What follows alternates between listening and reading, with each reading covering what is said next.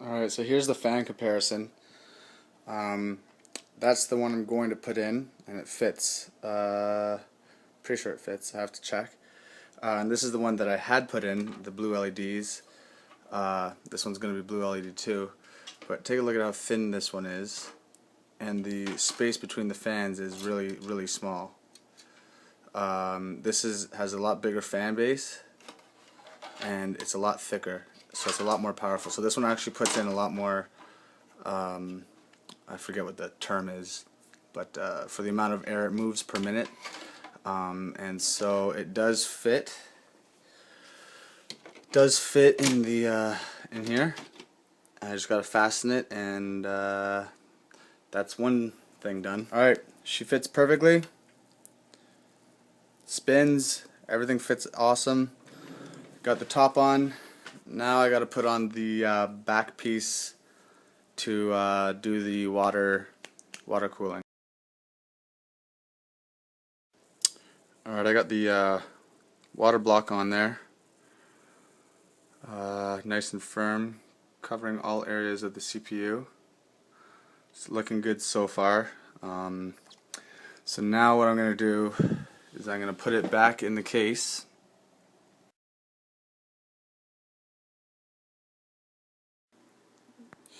Alright, this is becoming quite the project. It's definitely taking a lot of planning, because I want to do a dry test first. Well, not a literal dry test, but I have the motherboard out. Now I'm replacing my hard drive with the SSD in there. Then I need to mount this back in, cut the tubes to their length. Then I need to take that off, run it dry, make sure there's no leaks, and then put it back in. This is taking forever, but it'll all be worth it once I'm playing Dota 2. Alright, I got the SSD in there. Look at the difference. It's ridiculous. It was a pain in the ass to get it in there too, because the holes don't line up, but luckily there's a ledge for it to sit on, so it's not too bad. Alright, now to the water cooling. So, you want to see some bullshit? I'm going to have to mod this thing. It can't go on the top because it's, well, first off, it's not all the way in. And it's already blocking the RAM with the out here. So, I can't move it down 1 or 2 because the RAM goes all the way through here, and that's the power, so it'll be hitting the power. When I bring it back down here, it hits this. It hits all my SATA drives, SATA connections. When I bring it to the very bottom, which is the only possible place it could go, the metal part. Sorry, take a look at this. So here it is at the very bottom. Get it out of the way, and it hits the connection there. But since that's the only thing that it is hitting, I can mod it and cut that portion out so it can slide in. So can't return it now. So this fucking thing is gonna work. I'm gonna love it. Just took the notch out there. So let's try to slip it in the only place it'll fit. Move that. Boom. Slides right in. See that? Perfect. And it's fully in here, right to the back. And I'll have room for all of my power supplies here. And I'm taking a look to see if I have to cut the case as well to get underneath. Yep. I'm going to have to make that hole bigger, longer for the power cables to go behind there. because there's not going to be a single space. There's some space underneath, but there's not going to be much room. Alright, so the genius is, say you're supposed to do a dry run first. I don't know why I keep calling it dry run. It's not a dry run. Basically not in the computer, just running outside of the computer. But you have to set up the CPU and the heat sink first before you do everything. So you take off your old heatsink and you set up these brackets where your old heatsink isn't going to fit, and you can't power up the computer again without having the CPU in there and it running. So needless to say, after all this work, I'm just going to go balls out and fucking hope to God that it doesn't start spurting everywhere. Okay, that was the scariest thing ever.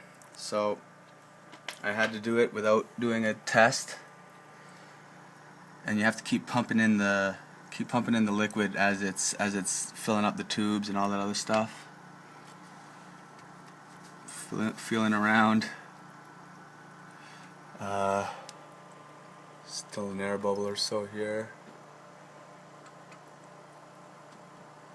So let it run for about 10 minutes.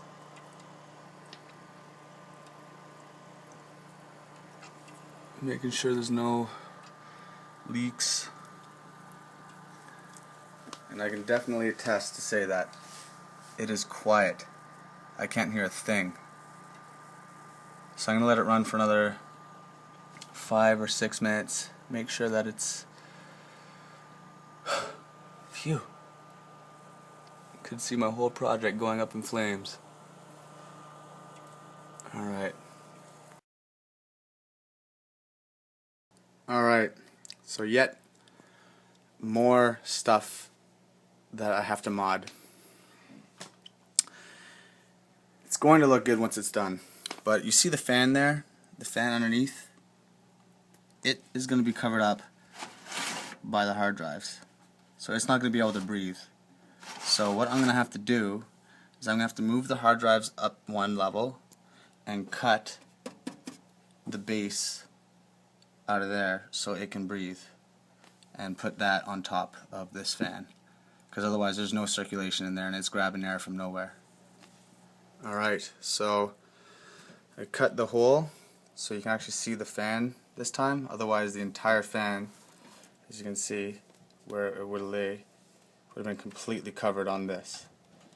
No air would have been going through there. So cut that out so there's an actual draft from both this fan coming across and then this one sucking out. So I'm going to clean it up, tidy it up, and start my cable management. Oh wait, I gotta start figuring out where I want to put the temperature sensors, and then I'll do the cable management. Look at that ridiculousness. Okay, we're almost done.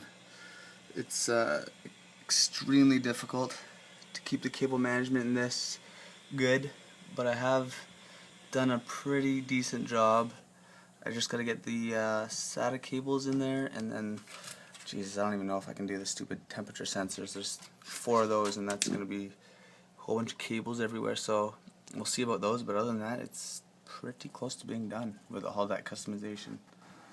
After hours of modding, hours of cable management, tons of hiccups, I finally got it done. My dream rig may not be the best rig out there, but it's all I could afford.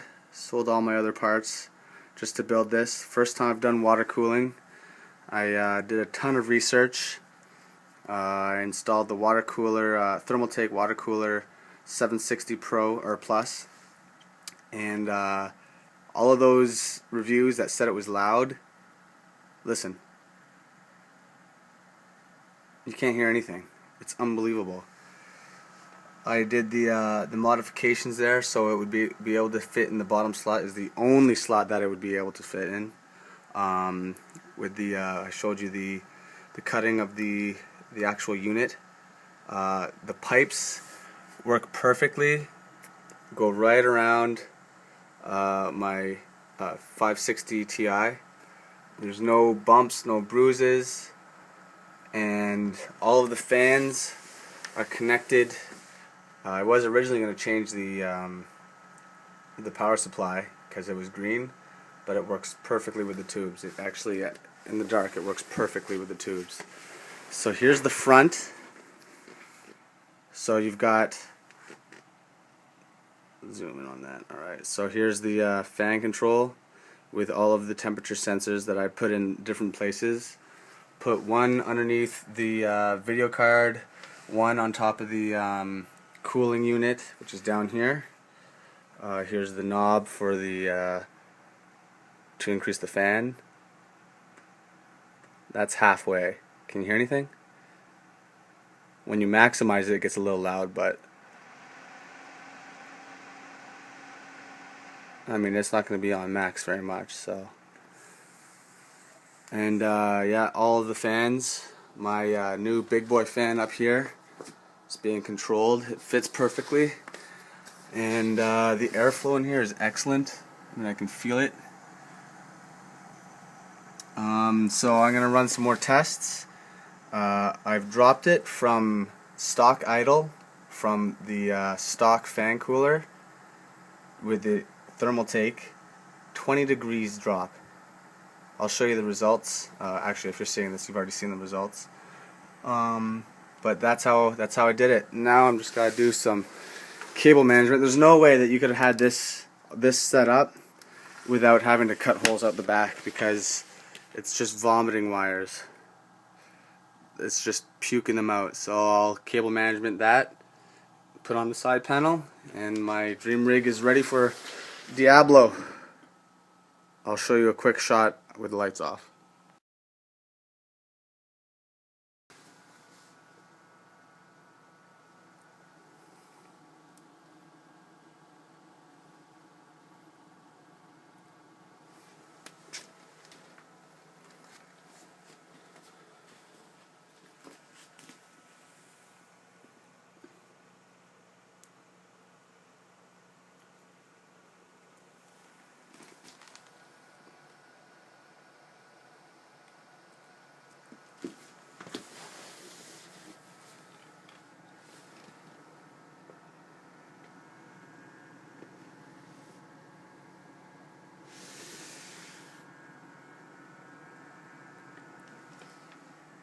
Well, there she is, my dream machine.